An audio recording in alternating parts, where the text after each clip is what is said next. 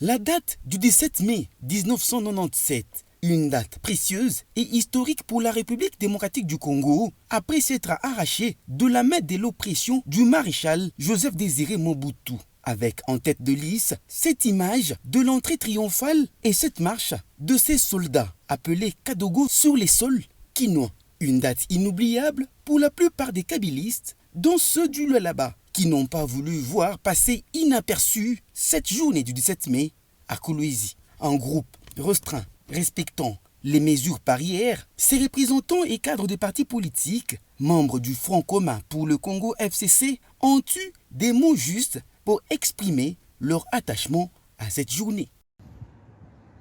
Nous, membres des partis politiques du FCC, coordination politique du Lualaba, déclarons ce qui suit. 1. Regrettons jusqu'à ce jour la disparition inopinée du soldat du peuple, Mouzé Laurent Désiré Kabila, et lui rendons des vibrants hommages pour son héroïsme légendaire. 2. Rassurons que le 17 mai restera une date inoubliable qui symbolise le modèle de nationalisme exemplaire. Souvenir des sacrifices des hommes en uniforme, morts et vivants, engagés dans la lutte pour permettre au peuple congolais de recouvrer sa dignité. 3.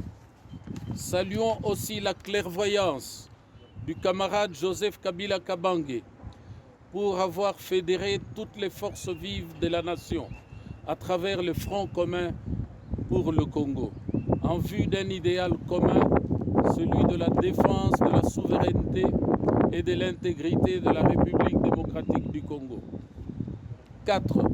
Rassurons enfin que la lutte et la mort de Mouzé, les soldats du peuple et héros national, resteront sève et source intarissable de notre passion pour le Congo. Et oui, cette passion pour le Congo a constitué l'idéal de Joseph Kabila Kabange qui, selon ce kabiliste de sang, Richard Mouyej-Bonguez-Mans, a réussi à réunifier le pays partitionné, reconstruit une économie en exsangue et à réconcilier un peuple divisé par des conflits ethnico-tribaux, ce malgré les menaces des puissances occidentales, et demande pour ce faire à certains leaders politiques congolais à avoir un minimum de reconnaissance envers cette icône du pays. Nous sommes en province, mais nous sommes dans la République. Nous sommes surpris par des attitudes qui choquent parfois, des attitudes qui frustrent parfois. C'est très dangereux pour la paix et pour la démocratie.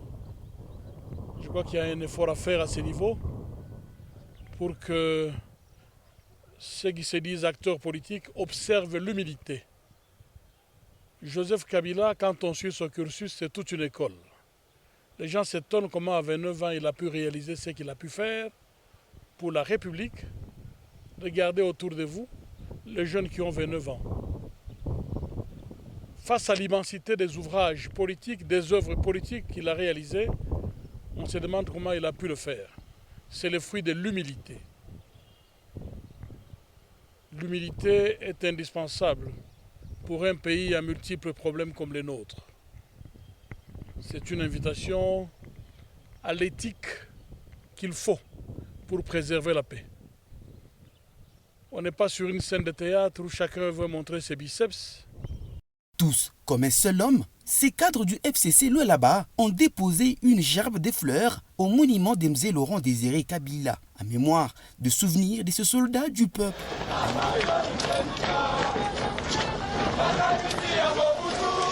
À l'exemple de ces soldats qui avaient marché sur Kinshasa, ces kabylistes ont aussi marché à pied du monument situé sur l'avenue Kassavobu jusqu'au complexe scolaire Ewabora, en souvenir du maquis où Mzé Laurent Désiré Kabila prenait du recul pour mettre en place des stratégies bénéfiques pour la libération de son pays.